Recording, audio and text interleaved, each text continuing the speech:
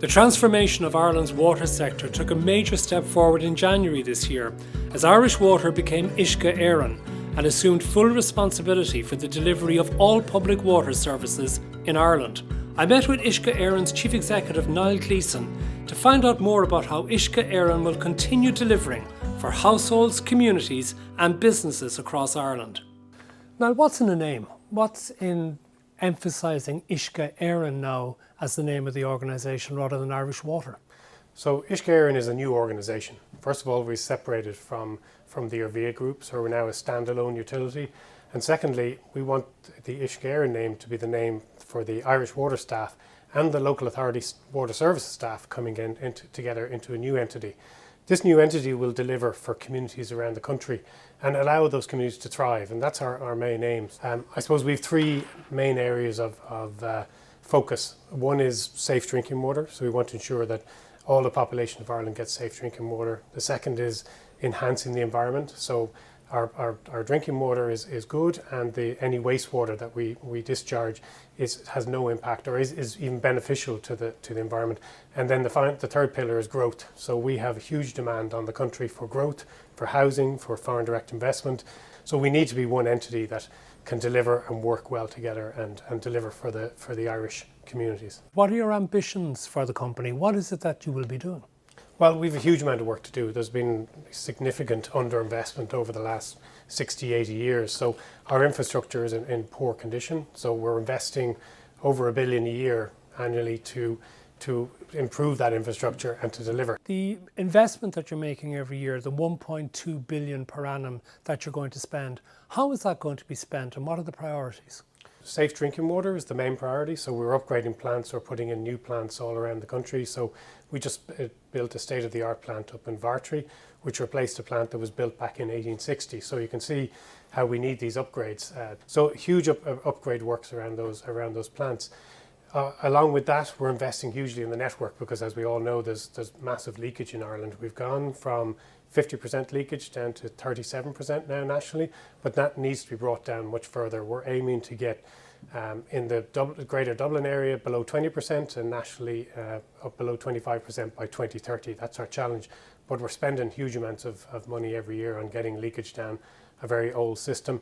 And then finally, it's upgrading the wastewater treatment plants down in Ringsend. We're spending 500 million to get that plant back into compliance, and that covers the waste from 40% of the country. So again, a big challenge there. First of all, that plant is out of compliance at the moment, so we're cleaning up the bay by doing the work we're doing.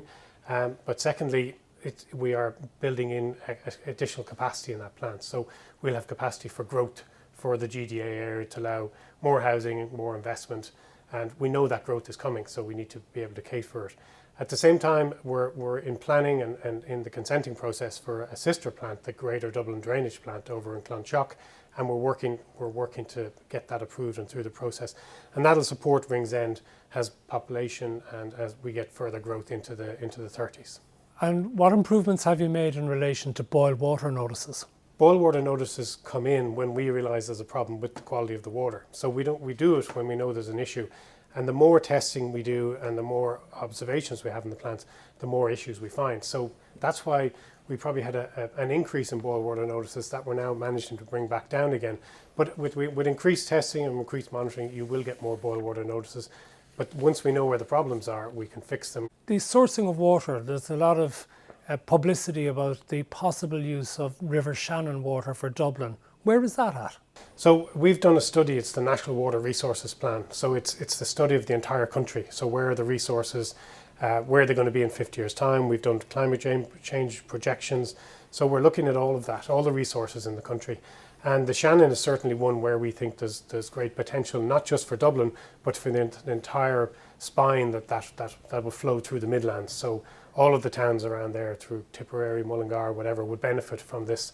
The Shannon is a fantastic resource for the country, and it's something that we should be able to tap into.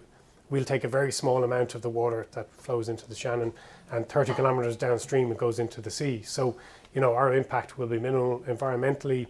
It's a water treatment plant that we've built all over the country already. They're low impact, and it's a long pipe through the country that we've, gas networks have been doing that for years. So this is proven technology, it's a proven solution, And really for Dublin and the Eastern Midlands to thrive with climate change, we know it's going to get wetter in the west and drier in the east. That's what the models are telling us. So we definitely need that extra supply. The Liffey, which we take 85% of our water from the Liffey in the Greater Dublin area, that's just not going to survive climate change. And the growth that we project in Dublin, if the Liffey isn't going to be suitable. But is there more to Uisce Éireann, particularly as an environmental company for the future? Yeah, well, we would see ourselves as a huge impact on the environment. So we need to be that impact needs to be for good. I'd like to see us become a sustainability exemplar. So as a semi-state company, we have a bit of flexibility about how we spend. We don't have to think short term. We can look at longer term projects, and we think longer term investment in our plants, but also in how we get our energy for those plants.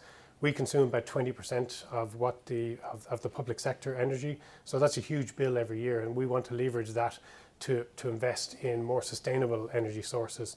And we can use our plant footprint to do that, whether it's wind or solar, or we can even use hydro in the pipes. So a huge amount of work there on the sustainability side, but also just investing upstream in the river basin management. So, the better thing for us is to have water that's going into our water treatment plants that doesn't need a lot of treatment. So that means investing time with farmers and landowners on the quality of runoff and getting the timing of spreading right and what goes onto the field. So we need to do a lot of cooperation on the environmental side. It's not all about concrete and pumps. We need to work with a lot of different people to try and reduce the load on our systems before it actually gets to us. The most recent census gave us a surprising rise in the population of the country, and it's meant that a lot of the projections for the future may be surpassed, that we're going to have an awful lot more people living, an awful lot more people needing houses and apartments, and also an awful lot more industry. How is Irish Water placed for supplying the necessary infrastructure? So we've done an analysis of all the towns and villages in Ireland as far as their capacity for growth, both in drinking water and wastewater. And we've published those registers. They're up on our website. So we know, and we encourage developers to go into areas where we know we have capacity. And we have delivered last year, we made connection offers for about 37,000 housing units across the country. So we can deliver. We obviously need to keep investing that 1.2 billion a year in order to keep abreast of it.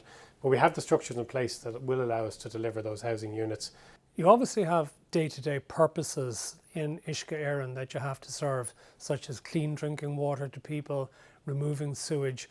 But how much of you have a bigger, grander vision perhaps of what you need to do for the country for its economic development? Yeah, well, I think when you look at programs like our National Water Resources Plan, the investigation of all the sources shows that we are, that was a 25-year view of where Ireland is going and what it's going to look like in 25 years' time, taking into account population growth, taking into account climate change and how those sources are going to change over time. So we are taking a really long-term view. And, a lot of our infrastructure will last 20, 30, 40 years. I mean, the Shannon supply, that pipe should last 100 years, So we do have to look long-term. We have to look at where growth is going to be and how we can support that growth. So definitely, while we deal day to day with business as usual stuff, we do have a team that is looking at longer term solutions. Can you sum up your ambitions for the organisation? I'd like Uisce Éireann to be an exemplar on sustainability. I think we've got the capacity to really transform things like water treatment, but not just that, with river basin management, the landscape, working with landowners and all around the country. So I think Uisce Éireann can have a transformative effect. And what I'd like people in years to come to be able to say, or to be able to ask, well, if you were trying to get something done, well, how did Uisce Éireann do that and how do they manage it? And look at the way we've delivered services over the past 20 years when they're looking back and copy stuff we've done, and that's the best way to do it.